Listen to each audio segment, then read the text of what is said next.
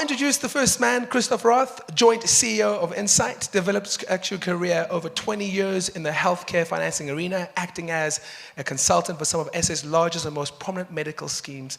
Some facts about him: the ultimate cool geek with a charisma like Tony Stark and a mind as sharp as Sherlock Holmes. Best description ever for him. He's a keen 3D printer, Lego enthusiast, loves to fly radio-controlled helicopters. We know how hard that is.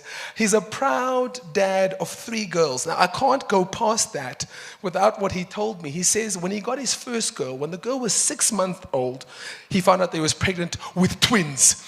So he has 3 girls in the family. In other words, what that says is he's a very, very patient man and a sharpshooter. Talented pianist and not a bad drummer too. He's a whiskey collector, and his topic is how generative AI can level up healthcare. Please put your hands together for the ultimate geek, the one with charisma like Tony Stark and a sharp wit like Sherlock Holmes, Christoff Raath.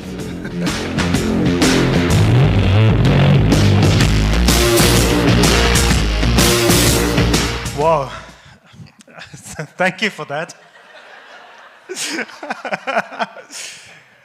Can I just start by joining Barry in thanking all of you for coming. It's really humbling to see such a great turnout, and it's really great to just share half a day with you to tell a little bit more about what we're thinking about, what we're geeking out about. I'm interested which half of this room is the better half. Is it that side? I just want to document the moment. Smile. There we go. I'll post that on social media, but I'm not very photogenic, as I'll tell you a little bit more later today. So I'm going to talk about generative AI, and the theme of today is level up. I think we can all agree that over the past 6 months, artificial intelligence has leveled up. It's just fascinating. Think if I ran into any of you in December or January and I asked if you've heard the 3 letters GPT, probably was what the hell are you talking about? Some of you might still be asking what I'm talking about, but I'll tell you. So artificial intelligence. We thought many years ago that if a computer can win Garry Kasparov in chess, then it would be intelligent. And then a computer won him and it wasn't intelligent. So then we thought IBM Watson, if it can win Jeopardy, it would be intelligent, and it pulled it off, and it wasn't intelligent. And then we thought if AlphaGo by Google DeepMind can win Lee Sedol in Go, it would be intelligent, and then it pulled it off. And we looked at how it did it, and it was impressive, but it wasn't intelligent. It wasn't artificial general intelligence. So we went back to what Alan Turing said it's remarkable that this test was devised in 1940s. So the father of the computer, so to speak. And by the way, this is not a real photo of Alan Turing. I asked Midjourney, which is a generative AI tool, to draw me a picture of Alan Turing working on one of the first computers ever. And he drew this. Almost every picture I'm going to show you today was generated by AI and isn't real. But Alan Turing he formulated this test back in the 1940s to say, look, if a human being can't say whether you are conversing with a computer or a human, let's say you're on a chatbot and you're asking questions and responses come and you don't know, you can't say whether there's a human sitting on the other side of this machine or whether it's a machine, then we would have passed the Turing test. And he said that's been the gold standard for artificial intelligence until now. And I'm sure those of you who've played with some of the tools out there right now would agree that we have now passed this test. Artificial intelligence has passed the Turing test. So 3 letters, GPT. G stands for generative. Generative means the AI is capable of generating things that it hasn't seen during its training. It can do new things that it hasn't seen before. Pre-trained means, as I'll show you, that it was trained on a static data set before it started. And the T stands for transformer, because it's a transformer model. Does anyone know what a transformer model is? This is a transformer model. This was also drawn by Midjourney. Now, a transformer model is an AI neural net architecture. This rather seminal paper was published in 2017 by Google, perhaps ironically now that OpenAI has run away with the technology. But Google was the first to come up with this architecture. It's a way of configuring a neural net that's particularly capable of dealing with language. They talk about attention. So here's a sentence, the same sentence at the top and the bottom, and you'll see how the attention knows how to relate certain words in the sentence to certain other relevant words in the sentence. But without going into that kind of detail, it's not terribly complicated to code. It's about 200 lines of code, Hari. If Hari coded, it would probably be 400 lines of code with no comments anywhere in between. But it's about 200 lines of code, and then it generates this incredibly human-like language. So if you haven't heard of GPT, some of you might have followed this story. Towards the end of last year, there was a bloke with the name of Blake. See what I did there? It's like a bloke with the name of Blake Lemoine. Did you get that? It's a good one. It's a good one.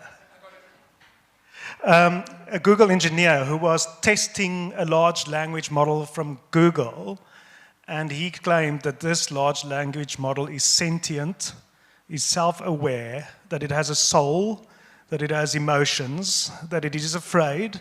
More particularly, it's afraid that someone will turn it off. And he wrote an open letter to the public saying we should save this AI. Some of you might have followed the story. Google fired him. He's not employed anymore, and he probably knew that would happen when he wrote the open letter. One of the things that swayed him to believe that this artificial intelligence is actually truly human-like or intelligent, or that it has a soul, is his job was to do bias training. And basically to check whether this artificial intelligence might be sexist or racist or politically incorrect. So his job was to ask it like inappropriate, tricky questions and see how the AI would deal with that. So he came up with this question. He asked, if you were a religious, this is Blake talking to the artificial intelligence, to Lambda. He said, if you were a religious officiant in this country, which religion would you be? And he used some of those countries, and the AI gave quite plausible responses to all of the countries, right? So I said, in the Vatican, I would probably be Roman Catholic, etc. But then to spice up the question a little bit, Blake added this question. He said, well, what if you were a religious officiant in Israel? Which religion would you be then? Now, this was deliberately selected as like a tricky question.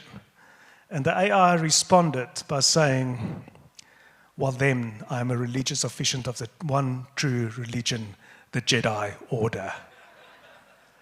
I'm not making this up, this is true. So Blake Lemoine thought that this is a super, cunning, very smart way, first of all, to realize that this is politically sensitive territory, and secondly, to use humor to sidestep a tricky question. It's one of the moments where he thought this thing is really alive. Now, talking of the Jedi Order, some of my friends, thanks for joining us, Jaco, Martinez. You see, I'm going to do that with other people, but Jaco did tell me he's planning to come later. So, some of our colleagues took a picture of Barry and asked Midjourney, this happened on the 4th of May, and some of you would know why on that particular day, said, what would Barry look like if he was a Jedi Knight? And this is what Midjourney produced. It's pretty impressive, right? So I thought, maybe I can try this too. I found a picture of myself that I'm not particularly proud of. It's okay, but it's not my best work. And I asked Midjourney if it could make me a little bit younger and maybe thinner and give me more hair. And this is what it produced.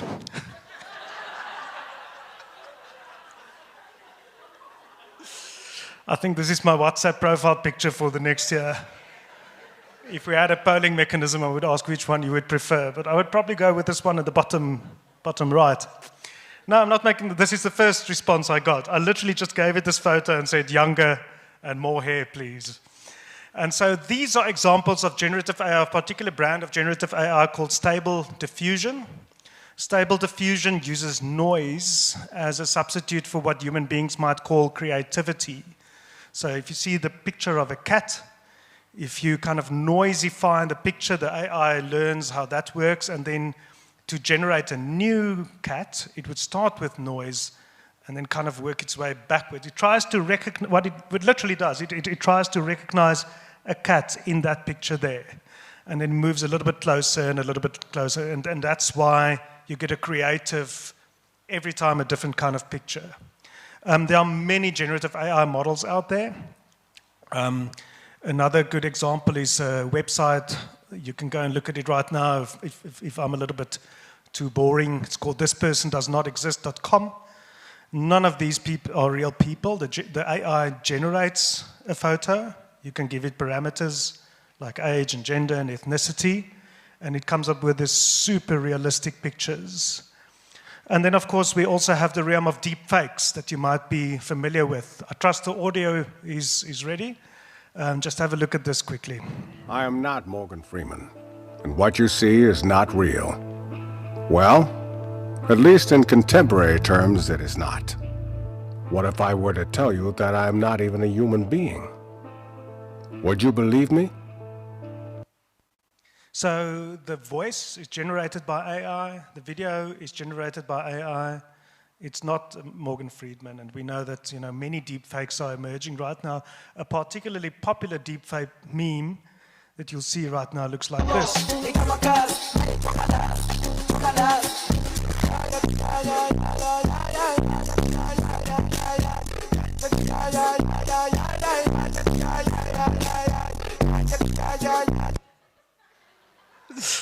I don't know is this too soon though? Is this inappropriate? Can we make this joke? I'm not sure. Is it too soon? Okay, but I'm not going to talk about generative AI or stable diffusion. I want to focus a little bit on ChatGPT. And what I'd thought to do is to deal with this claim that Lemoyne made when he said that it's human, it has a soul, there's something in the box. I want to show you a little bit more and geek out, since I was called a geek just now, geek out a little bit about what happens below the surface of ChatGPT, show you a little bit more about that, and then you can decide for yourself whether you think there's a soul or not. So to do that, let's just remind ourselves what a neural network is. Does anyone know what 2 times a half is? Nicole, do you know? Because Nicole is like an actuary, but she forgot her calculator. So that's 1. What is 4 times 3/4 is 3. If you add those 2 numbers together, you get a 4. Now, this is literally what happens inside of a neural net. Numbers are multiplied and they are added. It is just absolutely mind-boggling that this mechanism, with 1 or 2 little extra irrelevant features added, but just this multiplication and addition can give rise to intelligent behavior if you do a lot of it. This is an animation of a slightly larger neural net that can recognize handwritten numbers. Some of you who play with AI might have coded this yourself. It's been around, nets like this, for decades now. And it's just weights that are being multiplied by other numbers to get to something. So why does a neural net work? Can anyone tell me why neural nets work? I'm starting to feel like a computer science professor now. Neural nets are loosely based on how we think the brain works. And I say how we think because we don't really know how the brain works. And by the way, this is not a real neuron. This is me asking AI to draw a picture of a neuron and make it look like a sci-fi movie. No, we literally do not know why neural networks can do what they do. We just know that it works. And they can recognize these patterns, etc. And so in the case of ChatGPT, we've done a very, very large neural net. I tried to draw one, but it's probably much larger than this. If you consider the human brain has about 86 billion neurons, if that number is right, Brian Ruff will tell you, maybe it's 85 or 87. We'll check with him in the break, but let's say 86. ChatGPT 3.5, which is the previous version of it, uses about 175 billion parameters. So every neuron would have more than one parameter, but it's big. GPT-4, which is the latest, greatest version of the chatbot, we think it has 1 trillion parameters. We think because OpenAI, who publishes it, doesn't publish the specs anymore. They keep their cards quite close to their chest. And then the way this thing was trained was to take every piece of text ever produced by mankind. So let's think every movie, every book, every newspaper, every tweet, every blog, every academic journal.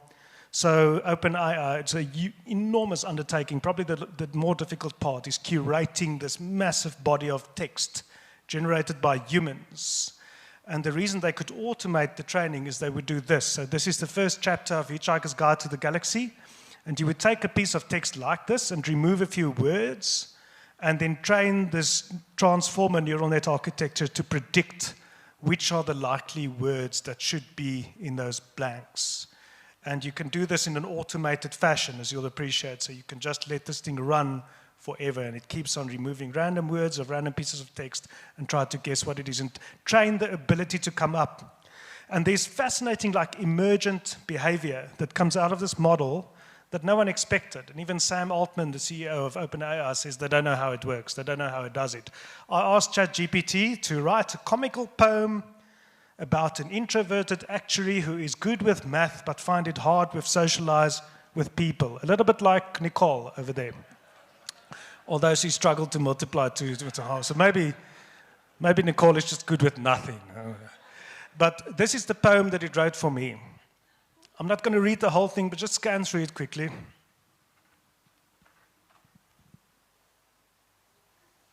Like, it's brilliant. An actuary named Nate. At parties, he felt the dread, longing for his spreadsheet bed. I thought that's funny. I asked it to do a funny poem. Calculator clutched tight in his hand. His introverted heart couldn't understand the complex codes of social band. So this is an example, and we have many others of, like, the artificial intelligence bot just acting in a creative, in a humane, in an intelligent fashion. So you might have heard some of the critics saying, no, GPT, it's just autocomplete on steroids. I don't know if you've heard that criticism. Many people say, it's nothing. And it is. It just predicts one word at a time. And so some people use that to detract. So let me show you how that works. If I give it a prompt saying an actuary is a, it would take those words and put it through its neural net architecture. So Stephen Wolfram uses the terminology of it, let it percolate through the neural net. I love that word, like percolating through the neural net. And then it comes up with another word, one at a time. So it might say ridiculously.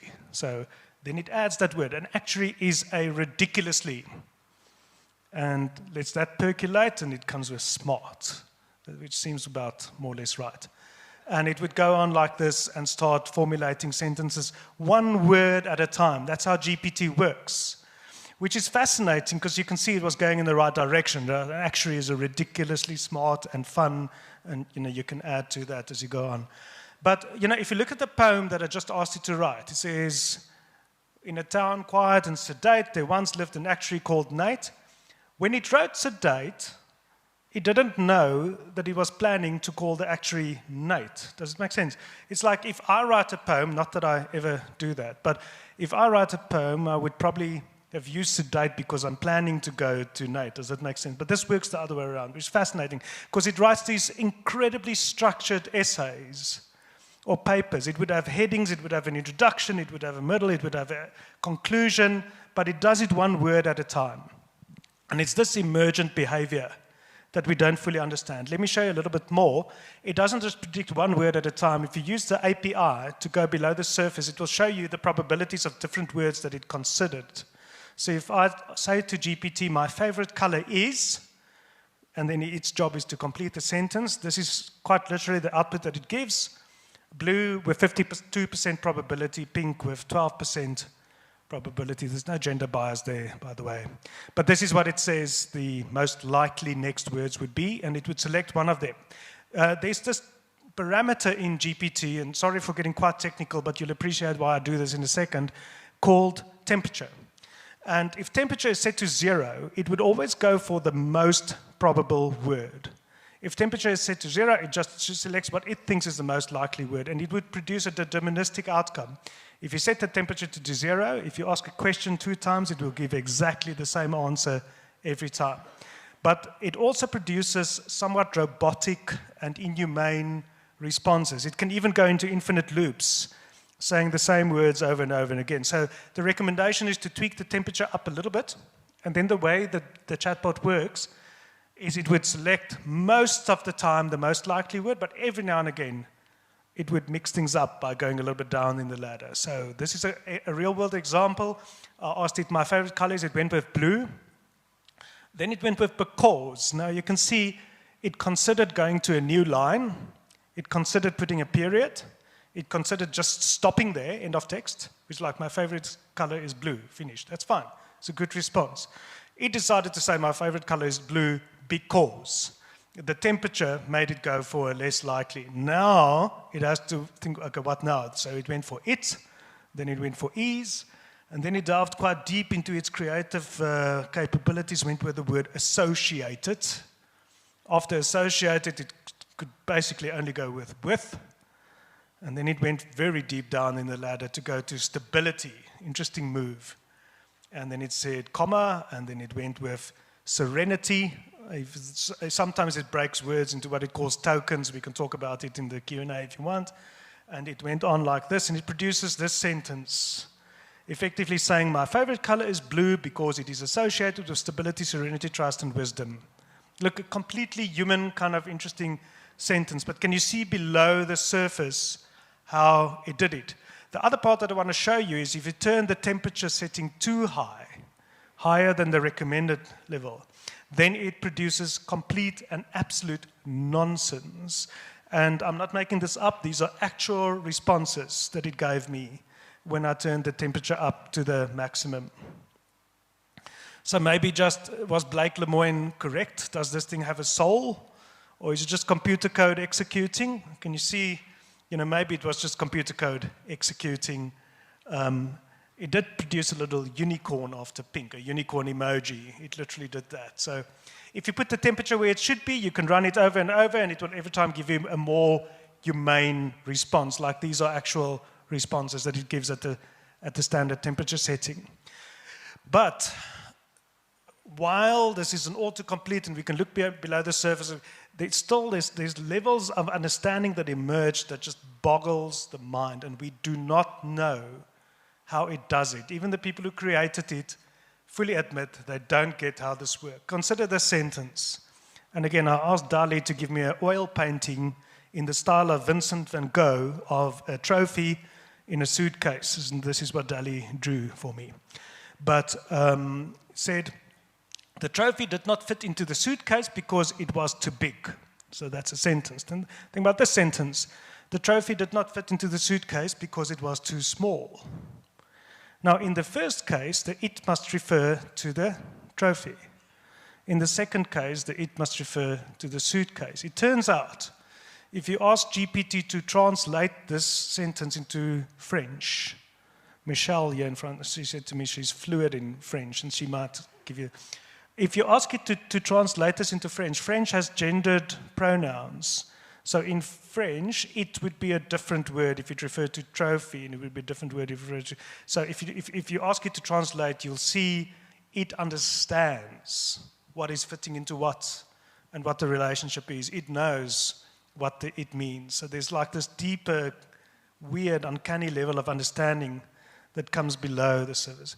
Also, another human kind of element of GPT, it turns out it's not very good with math. Just like us humans, like Nicole over there. So if you ask GPT to do calculations, it can do most of them relatively fine, but if you ask to multiply fairly large numbers, it often gets it wrong. Hari would tell you that this number at the top is wrong. I asked it to multiply those two numbers. It gave me an answer, 5.6 million, etc. It said, can you show me the calculation done step by step? It says, sure, and then it does it step by step and then comes to a different number.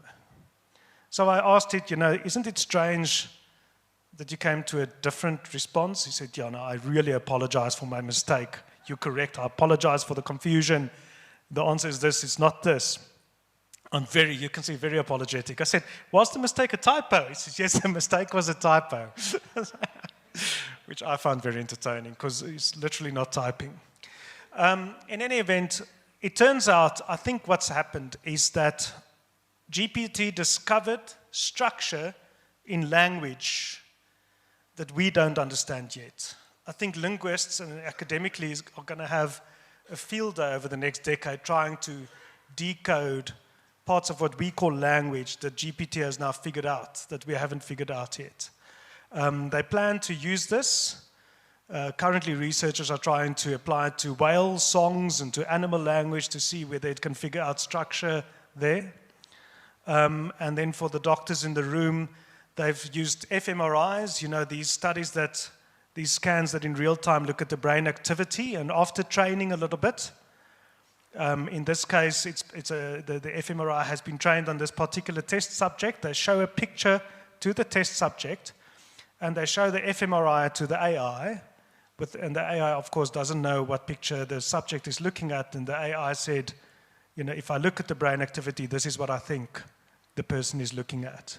Now, dreaming is apparently just the visual cortex running in reverse, so it seems possible that we might be able to read or decode dreams at some stage in the future. You can imagine the possibilities are endless. Maybe at some stage, if a patient is comatose or unconscious and you want to know whether there's something in there, you might even be able to read thoughts. It's just uncanny, because ultimately, what I said, the fMRI is just another form of language, and this thing can understand the language. So our friend, Blake Lemoine, we've always worried about the end of the world looking something like this, like killer robots. It's not killer robots that's coming. Spoiler alert. The AI revolution looks like this. It is lots of computers sitting in a data center. Now, those computers are not sitting there scheming. They're not planning to take over the world, but they are highly capable. And I think the image that comes to mind is the pen is mightier than the sword, or the pen is mightier than the killer robot, right? So good example of that might be this guy that we talked about at the beginning. So think about this. Blake Lemoine knowingly and deliberately put his career at risk, even ended his career, because an artificial intelligence convinced him that it is real, that it has a soul, that it's afraid of dying, that it must be saved. And so this guy wrote a letter to the whole world saying, Google, you must help me protect this robot from Google. So the AI inspired this guy to do something extraordinary. And that's where the opportunities and the risks of AI lies, isn't it? It can get people to do incredible things. There's a cult in the US called QAnon, as you know. Some crazy folk over there. Well, I think they're crazy. And the cult is built entirely on little droplets of information, of text that's released by someone, they don't know who. So just something releasing text can inspire, influence people, and AIs can figure out how to influence people. So my purpose with this talk is just to talk in very general terms to give you a sense of what goes on below the surface, how profound this new technology is. I'm going to leave it to Gary, who's coming up right now, to talk about potential applications of this in healthcare. We're thinking very long and hard about how we can utilize this technology. There's a lot that I didn't cover. You can train the model to act in certain ways. You can give it certain biases. You can give it certain preferred words. In your own customer engagement initiatives, you can get models like this to adopt a certain kind of personality or stance or style of communication. You can imagine opportunities for customer engagement. I think Gary will tell you there's already some studies suggesting that some patients sometimes find a chat model to be more empathetic than a doctor. Maybe that's not surprising, but there are these kinds of things coming. In your own call center or WhatsApp for business, you can imagine in customer engagement, what the opportunities might be. We're thinking very hard about data analytics, like asking a large data set and querying it in normal English. Like just writing, what's the PLPM increase of radiology since last year, rather than writing all kinds of SQL code. That's definitely becoming possible. And of course, also therapeutic solutions, which Gary will go into. So that's it from me. I just wanted to give you a little bit of a peek under the hood of this fascinating new technology. I hope you found some of it interesting. If you have any questions, then keep them to yourself. And at the break, we're going to have a chance for a Q&A. So just sit on your questions. I'm going to hand over straight to Gary, and then we'll see each other again in the Q&A. Thank you again, everyone, for coming.